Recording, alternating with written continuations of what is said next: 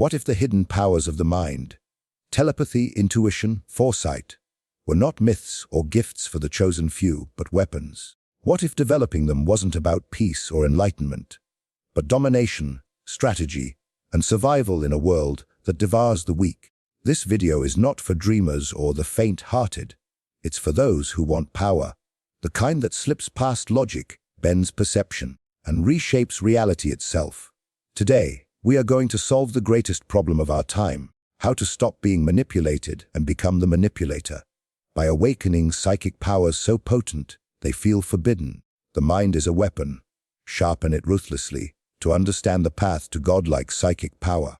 You must first discard the sentimental notions that plague the modern mind. The idea that such abilities are the realm of saints or mystics, bestowed only upon the pure, is a fabrication meant to keep power in the hands of the manipulators while the masses chase illusions. Psychic power is not holy. It is not divine. It is primal, sharp, and dangerous. It is a blade, and you are the smith. Those who seek to be kind before they are powerful will be eaten by those who understand that perception rules the world and that emotions are distractions if they are not used as tools. You begin by confronting the nature of your thoughts. Most people live entirely unaware of the origins of their thinking. They are like open cities: no walls, no soldiers, no gatekeepers. Whatever passes through them enters unchecked. And so, their mental field becomes a trash heap of media programming, false memories, and emotional garbage dumped by others. You must become a fortress. You must become the sovereign of your internal empire. The first act of power is the rejection of what is not yours. The moment you take ownership of your mind, you draw the first line of control. Now begins the training. You must watch your thoughts like a king watches for betrayal in his court. Every image, every inner monologue, every flash of fear or fantasy must be interrogated. Where did this come from? What does it serve? Who does it serve? The weak let their thoughts run wild. The powerful tame them like wild horses, breaking them in until they obey the rider. Visualization becomes your dagger. You do not simply imagine calm scenes or daydream about wealth. You construct outcomes like a general planning a siege. You walk through every variable, every obstacle, and you see yourself dismantling them with precision and force. Discipline is the bloodline of this practice. You must build habits not for routine, but for war. Wake up before the sun to meditate not for peace, but for dominance over thought. Do not sit in silence to find inner love. Sit in silence to gain control over the chaos within. Your senses, when sharpened daily, will begin to extend beyond the visible. You will notice the flicker in someone's eyes when they lie. You will feel the pressure in a room before an argument erupts. You will sense betrayal long before it manifests. This is not paranoia. It is advanced awareness. The fools will say you're reading into things. Let them. They live in fog. You are stepping into precision. Language is another weapon. Not just how you speak, but how you think in words. The careless use of language creates weak pathways. You must replace "I hope" with "I command." You must replace "I wish" with "I will." Every syllable you utter within your mind must be carved with intent. Over time, your internal language becomes law. You stop reacting and start directing. You do not ask reality for favors. You bend it by focusing the force of attention like a scalpel. This is not magic. It is the logical outcome of mental power under ruthless command. Your environment must also be shaped. Everything around you must serve your sharpening. Cut out noise. Clean your space until it reflects order and control. The brain is a reflection of the room it inhabits. You cannot train the mind in chaos.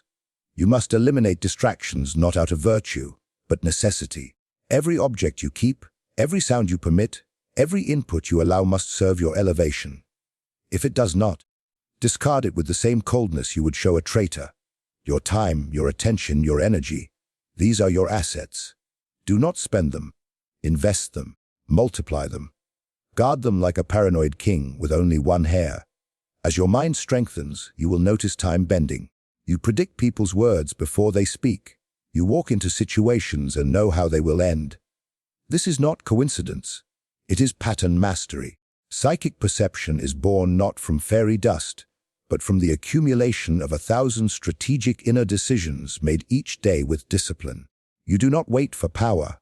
You take it by carving it into your mental reality, moment by moment, until the world has no choice but to reflect your mind back to you as reality. Intuition is not a feeling. It is surveillance, an internal spy network designed to intercept the truth long before it reaches the conscious mind. Most people allow this network to rot, overgrown with distractions, emotions, and noise. But for the one who understands its nature, intuition becomes the greatest intelligence system known to man. It does not speak in sentences or give polite warnings. It whispers, it flinches, it tugs at your gut and clenches your jaw. It lives beneath logic, scanning reality in silence, pulling in details your eyes overlook and your ears forget. To sharpen this power is to become immune to deception, immune to manipulation, and capable of sensing the threat, the lie, the shift, before it has even formed a shape in the external world. Begin by rejecting the foolish idea that you must feel something strongly for it to be real. Intuition rarely yells. Its brilliance is in its subtlety. You must learn to detect micro vibrations in your body, emotional spikes that seem out of place, eye movements that trigger an unexplained discomfort. This is your training ground. You are not a child seeking signs from the heavens. You are a strategist, cultivating a hidden radar system built into your biology. Most people's senses are jammed by years of self-betrayal and artificial living. They feel a warning, yet dismiss it for being irrational. The powerful do the opposite. They pause, observe, and decode. They treat each flicker of inner knowing as a cipher that, when unlocked, reveals the shape of things to come. To activate this surveillance system, you must make space for it to breathe. The nervous system, overstimulated by modern poison, notifications, useless conversations, constant stimulus, becomes numb. You must win yourself off these distortions. Strip away external clutter until your inner signals emerge with clarity. In solitude, patterns begin to speak. The same dream returns again and again. The same unease around certain people intensifies. The same choices always carry regret. This is not coincidence. This is the data of your deeper mind, trying to speak in code. You must learn to listen without doubt. Now, you must test your growing sense. Prediction is your next training. Enter a room and try to predict who will speak first. Watch two people and try to determine which one is concealing fear. Before receiving a text, pause, try to feel who it is from. These seem like games to the outsider, but to you, they are drills. Each correct hit strengthens the web of awareness around you. Each miss is a lesson in overreach or emotional interference. Your intuition grows by feedback, like a sniper adjusting for wind with every shot. You are not guessing. You are refining. You are building an intelligence network so advanced, even you will begin to fear its accuracy. And in people, the gold is in the details they hide. The shift of tone when discussing someone, the pause before answering, the tightening of the face when a certain topic arises. Others walk blind through rooms, seeing only smiles and words. You will see tension. You will hear omission. You will feel where the words do not go. Trust what makes no sense if your body reacts. Reasoning can be faked. Energy cannot. Every man emits a signal, and it is not in his speech. It is in the field around him. Intuition reads that field and returns the truth faster than any fact ever will. To master this, you must also learn to disguise your own field. Let others think you are not watching. Let them see you as unthreatening, passive, naive even. While inside you record, you read, you remember. Like a spider in the center of its web, you sit silent while your senses feel every vibration. You do not always react. You simply store what you know until the right moment.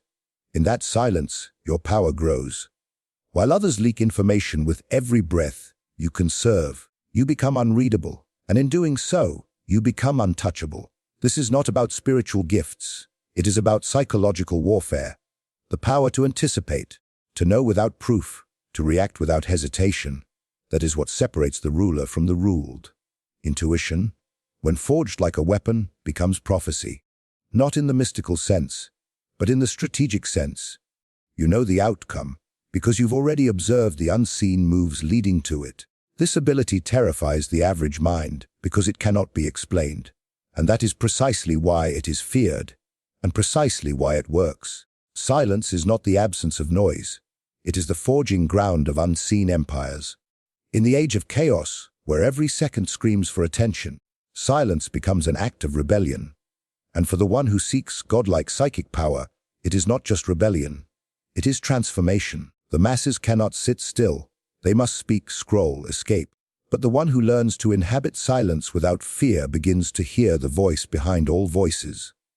The signal buried beneath the world's static. It is there, in the nothingness, where power is born. Not because silence is spiritual, but because it is strategic. In silence, you reorganize your internal hierarchy. The beast within meets the God within. One must conquer the other. Most fear silence because it confronts them with what they've spent their entire lives suppressing. The moment external sound dies, internal chaos erupts. Regret surfaces. Long, buried guilt starts to gnaw. The echoes of humiliation, of anger, of things done and left undone begin to swirl like a storm. This is good. This is the unveiling of the real battlefield. You cannot master external forces until you have dominated the voices within. In silence, they lose their camouflage. You see them, you identify them, and then one by one, you eliminate them. Not through kindness, not through self-love, but through discipline and destruction. These are intruders in your mind. Parasites. They feed on your attention. You are the sovereign now. They either serve you, or they are removed. This is why the first discipline of the psychic warrior is isolation. Not for loneliness, but for calibration. You remove yourself from the collective frequency to recalibrate your nervous system to your own signal. You stop taking in the world's distortions, its panic, its narratives, its lies, and you begin to feel what is true. Your breath, your body, your intuition. The moment you can sit in complete stillness for hours without needing to be entertained, you have begun the purification. It is not glamorous, it is not beautiful, it is brutal. But in that brutality, your sensitivity heightens, your perception expands. What once felt invisible becomes visible. The environment plays a key role. A room used for silence becomes a portal. You enter that space not to relax, but to reprogram. The temperature, the lighting, the objects, all must reflect order and intention. This space becomes your lab, your temple, your command center. You go there to strip away what is not yours, to sharpen your internal signal, and to listen. Truly listen, not to words or ideas, but to the subtle pulses of reality itself. You begin to feel future events approaching like storms before they break. You begin to sense when you're being watched, even through walls. You hear the emotional state of others by how the air changes when they enter. These are not superpowers.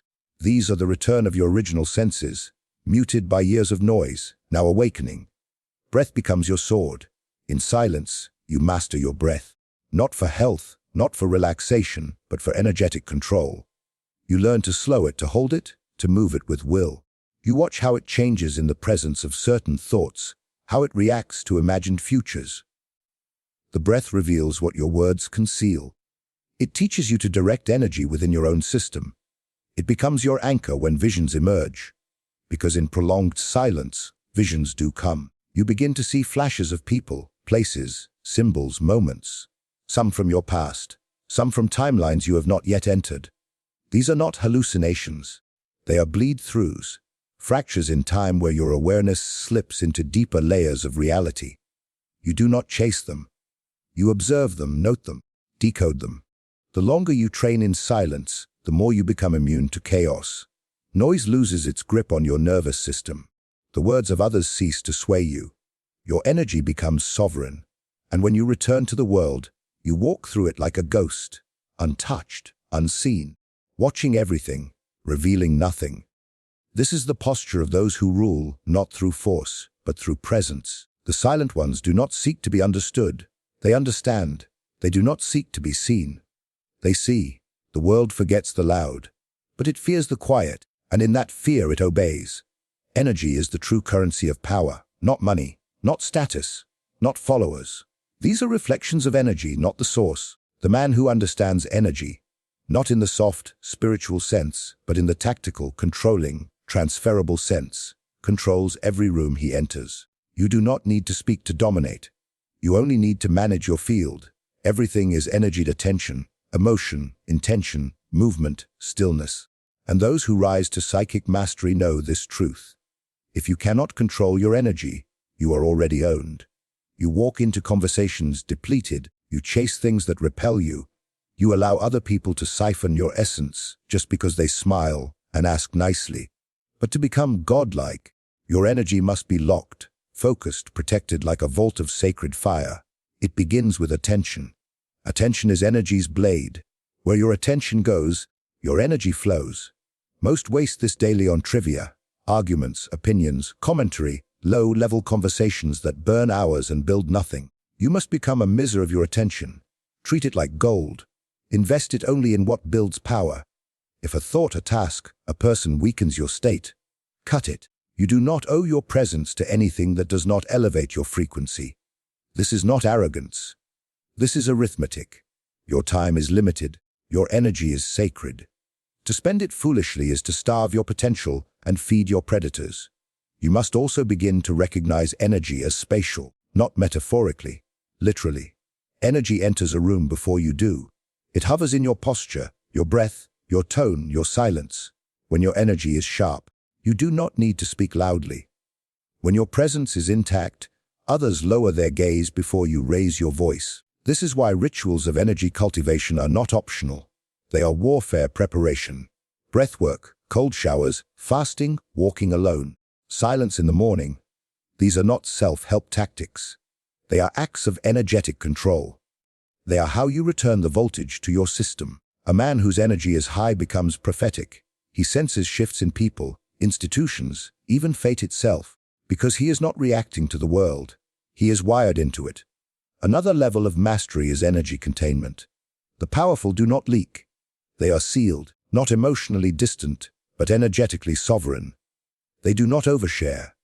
They do not explain themselves to the unqualified.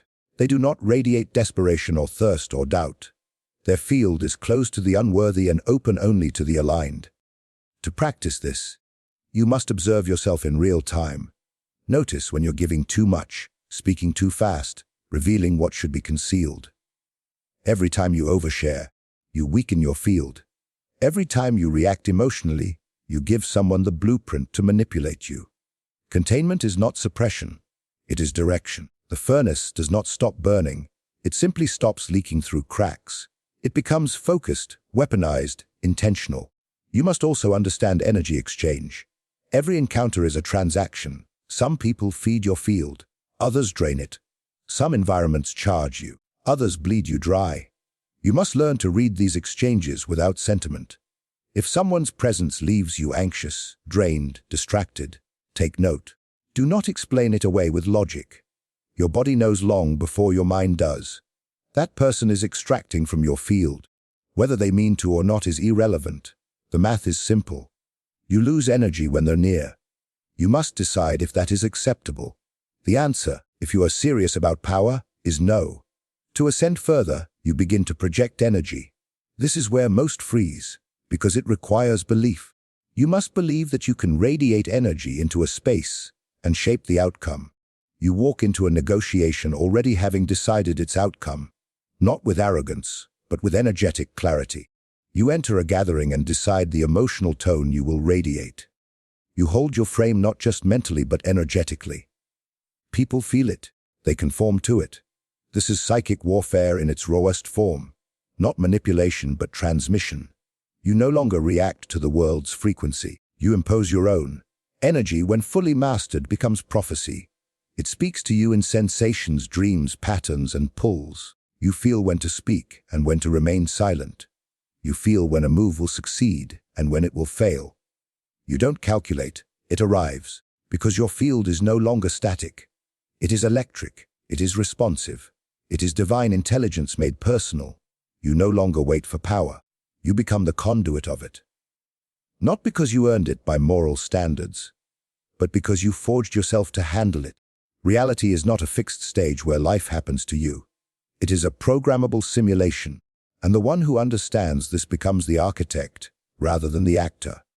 To develop godlike psychic power, you must sever your attachment to the illusion that the world is permanent, solid, and beyond your influence.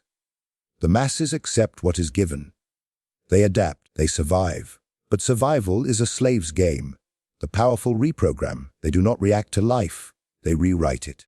Psychic force at its highest level is the weaponization of belief, the recalibration of perception, and the deliberate rewriting of internal code to manipulate external circumstance.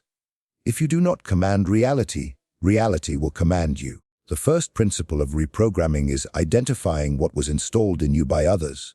Beliefs about success, failure, danger, worth, these are not your own. They were planted like viruses in a system. Family, society, media, religion, all were the programmers before you knew how to protect your source code. So your thoughts loop around narratives that weaken you. You believe you must suffer to be worthy. You believe psychic gifts are rare or inherited. You believe power must be earned by permission. All lies, and every day you operate on those lies, you are trapped in a code that is not yours. The reprogrammer sees through the illusion, not with rage, but with clarity. He begins the deletion process. He questions every truth that weakens him, and if it cannot withstand interrogation, it is destroyed. Visualization becomes more than imagination. It becomes simulation. You do not hope things will go well. You simulate them going well until the nervous system records the success as memory. The subconscious cannot distinguish between real and vividly rehearsed. So you build reality from the inside out. You wake up and see the version of yourself that you are becoming. You walk through scenarios in advance. You see yourself winning, dominating, ascending. Not once, but until your biology shifts. Until your cells believe it. Until your body responds with confidence before anything has even happened. You are not faking confidence. You are preloading memory. The environment must be programmed to reflect the new frequency. Every object, sound, image, and space you occupy becomes a symbol of what you are encoding into reality. Your room, your digital space, your language. These are not neutral. They are data. If you walk through clutter, your mind becomes cluttered. If your words reflect doubt, your subconscious obeys it. You do not speak casually. You speak strategically. Every phrase either affirms your power or drains it. There is no neutral. You eliminate sarcasm, self-deprecation, hesitation. You train your tongue like a sword. It only cuts where necessary, and only in service of command. Patterns are the next level of mastery. Reality operates in cycles. Nothing is random. You begin to track them. Emotional cycles, energetic shifts, behavioral repetitions. You see when you sabotage yourself. You notice what energies enter your life before a breakthrough. You study these patterns not emotionally, but mathematically. You keep records, you test shifts, and you create counter moves. You are not simply observing your life. You are decoding the matrix. You begin to realize the same events happen in loops until you react differently. And when you finally shift your reaction, when you hold your frame, when you reassert power, when you say no instead of bending, you break the cycle. A new algorithm begins. Reality reshapes.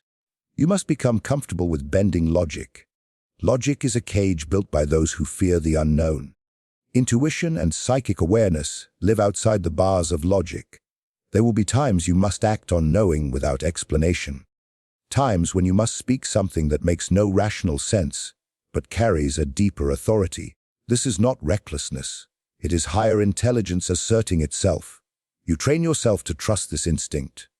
You document when it works. You refine it through experience. Over time, your decision-making becomes lightning fast and scarily precise. Others will call it luck or madness. Let them. They are still trapped in the old code. You are not. Reprogramming ends when you no longer recognize your old self. When the way you move, think, breathe, and create no longer matches the pattern of who you were. You have installed new commands. You have rewritten your core identity. And now, your energy emits a new signal, one reality cannot ignore.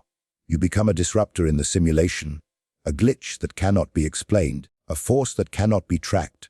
People feel your presence before you speak. Events begin bending in your favor. Doors open without effort. Coincidences multiply. The world reorganizes around your vibration because you have earned the right to reshape it. Not by chance, but by code. In a world engineered to keep men asleep, distracted, and emotionally neutered. The path to godlike psychic power is not a journey of light. It is a war of will. It demands that you abandon the childish need to be liked, understood, or validated. It forces you to sit alone in the depths of your own madness until you become immune to it. And once that immunity is earned, not granted, not given, but earned, you begin to see, not with eyes, but with perception so sharp it cuts through time, masks, and illusion. You no longer ask for signs. You are the sign. You no longer pray for strength. You become the force others pray for. This is not mythology. This is design. You do not rise by accident. You rise because you decided to master silence when others filled it with noise. You rose because you sharpened your intuition when others drowned it in fear. You rose because you sealed your energy, rewrote your code, and walked through life as the author, not the audience. While others begged for miracles, you became the anomaly. While others followed laws they didn't write, you discovered how to bend the simulation. What they call magic is precision. What they call psychic is perception. What they call divine is simply you, remembering what you were always capable of. Once you stopped asking for permission,